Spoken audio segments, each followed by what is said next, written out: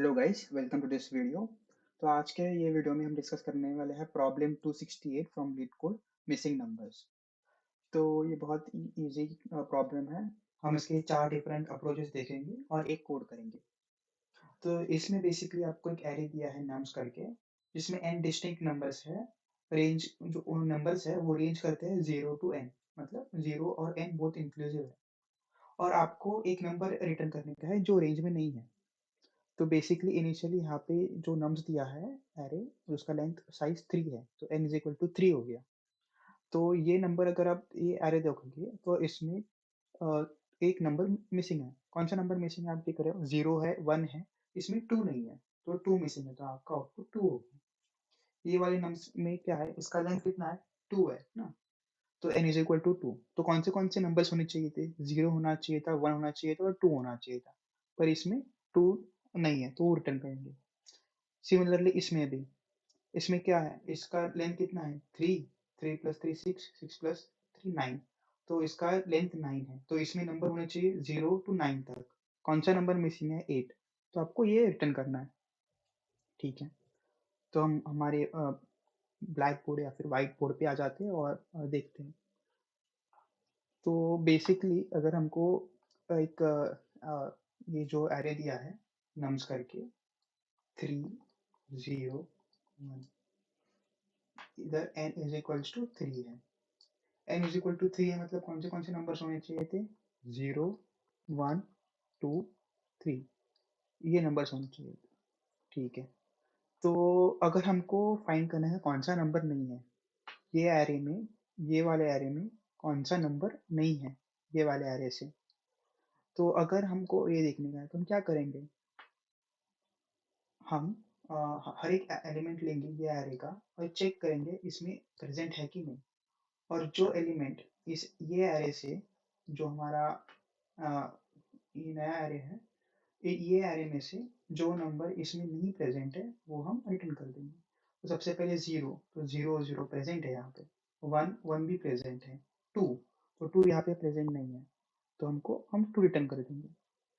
तो ये एक बेसिक ब्रूट फोर्स अप्रोच हो गया, जहाँ पे आप एक नया एरे बनाओगे, उसमें फिल करोगे नंबर 0 टू n तक, और फिर हर एक नंबर को चेक करोगे अपने गिवन एरे में, ठीक है। तो इसमें आपको एक्स्ट्रा स्पेस लगेगा बिग ऑफ n। इसमें आपको एक्स्ट्रा जो जिसका इसका टाइम कॉम्प्लेक्सिटी होगा, ये स्पेस कॉम्प्लेक्सिटी है, इसका जो टाइम कॉम्प्लेक्सिटी होगा वो होगा n स्क्वायर। क्योंकि आप जो नया आपका एरे बनेगा, वो हर एलिमेंट के लिए 0 के लिए सब फिर से ये एरे में ढूंढोगे, तो इसका टाइम कॉम्प्लेक्सिटी n स्क्वायर होगा।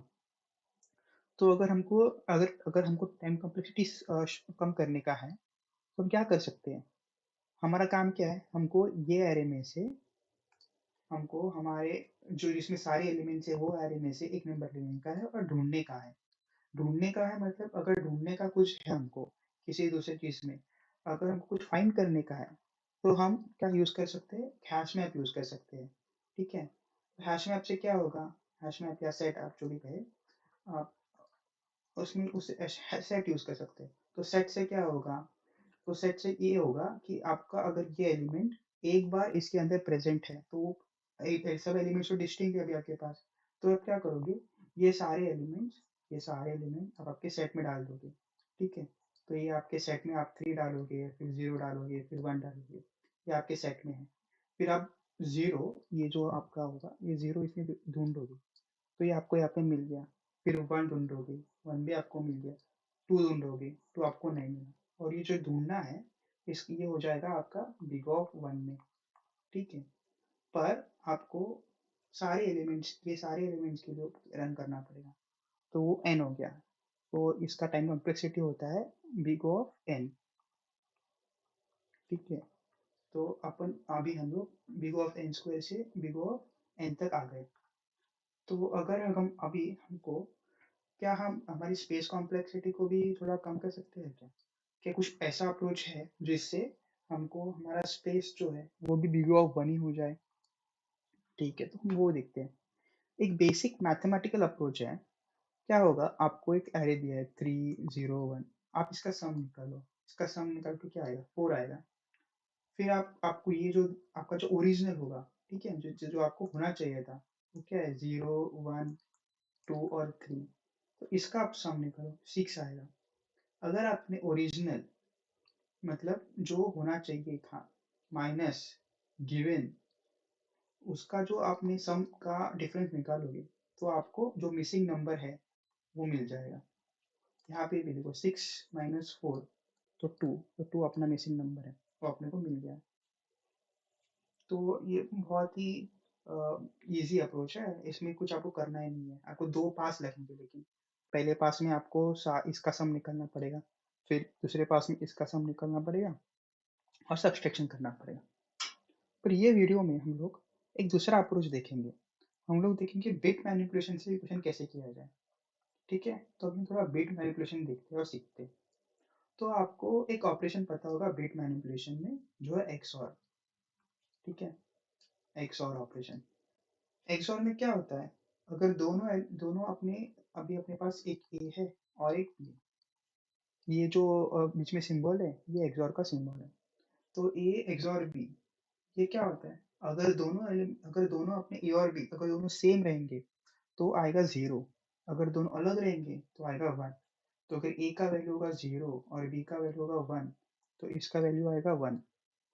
अगर इसका 1 होगा, इसका 0 होगा, तो आएगा क्या, आएगा 1। ये 0 हो गई, तो आएगा 0।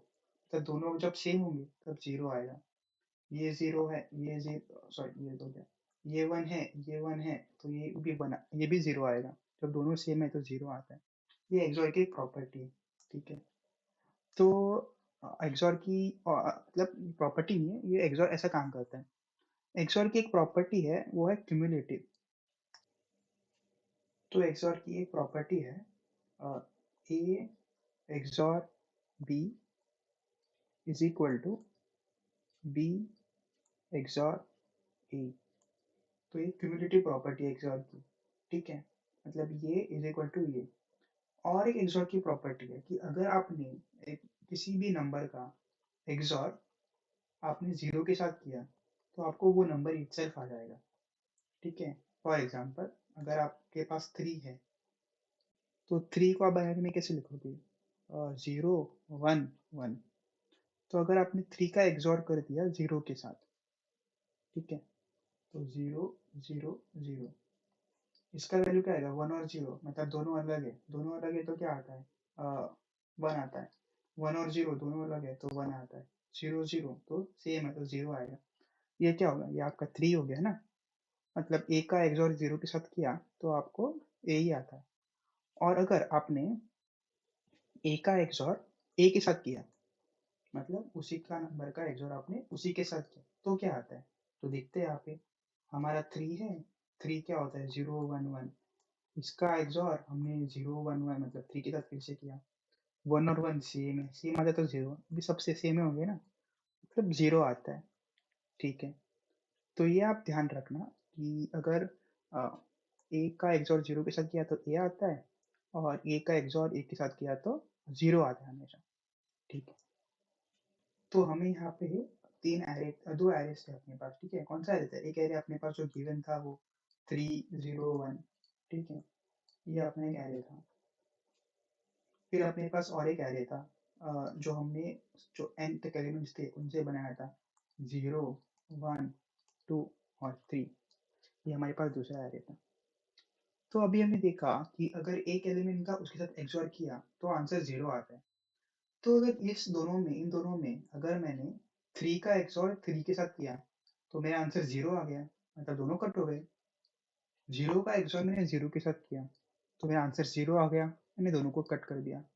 1 का एक्सॉर मैंने 1 के साथ किया, तो दोनों कट हो गए, 0 आ गया।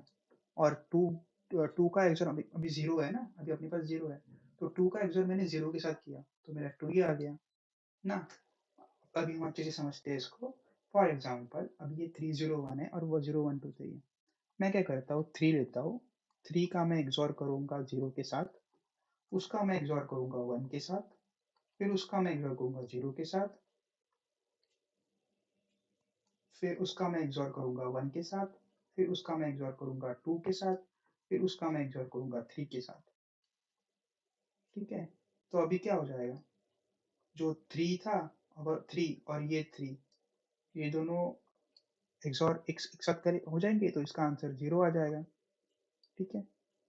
फिर 0 0 का XOR ये 0 के साथ हो जाएगा, तो 0 हो गया। 1 और 1 ये भी 0 हो गया। तो अभी अपने पास यहाँ पे क्या बचा, एक 0 बचा, और 0 का XOR 2 के साथ करेंगे, तो क्या आएगा अपने को आंसर, 2 आएगा ना। तो ये अपना आंसर हो गया।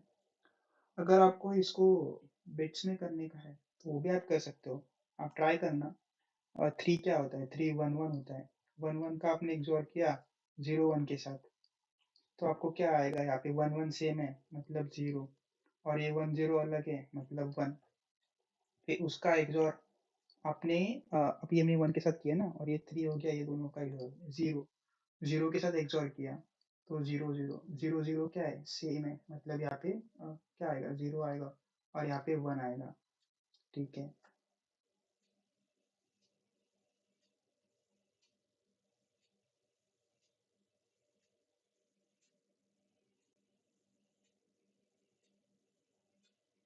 हाँ, फिर अभी क्या होगा, अभी हम लोग ये 0 का कर लिया, ये वाला 0 का भी करेंगे, यही आएगा 0 के साथ XOR करने के बाद। 1 के साथ XOR करते हैं, तो ये वाले 1 के साथ जब XOR करेंगे, तो 0 और 1 का XOR क्या आएगा, अलग-अलग है, अलग-अलग है मतलब 0 आएगा। 1 और 0 का भी अलग-अलग है, 0 आएगा, तो ये भी हो गया।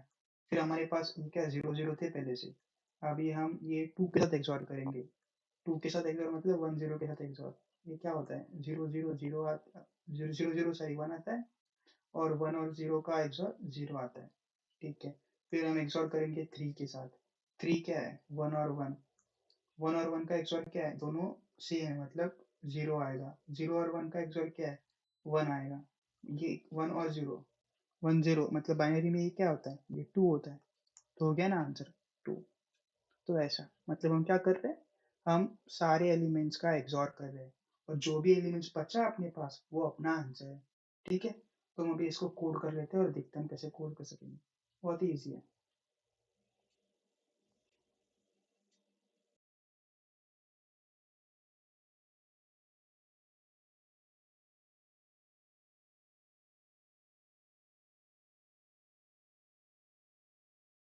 ठीक है, तो हमने ये कोड में क्या किया, सबसे पहले एक आंसर को डिक्लेयर कर दिया 0, और फिर एक ना n हमने काउंट किया नंबर का साइज।